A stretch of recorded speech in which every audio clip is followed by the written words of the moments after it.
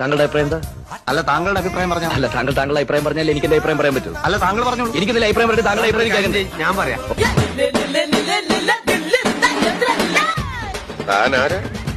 താനാരാ?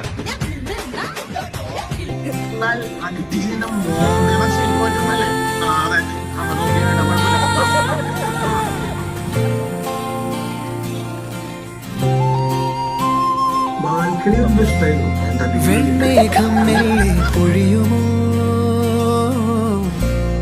മഴവില്ലിൽ മോഹം മിന്നുമ്പോൾ, നെയ്യാകെ മൂടും നനവായി പെയ്യുന്നിതാരോ താനേ.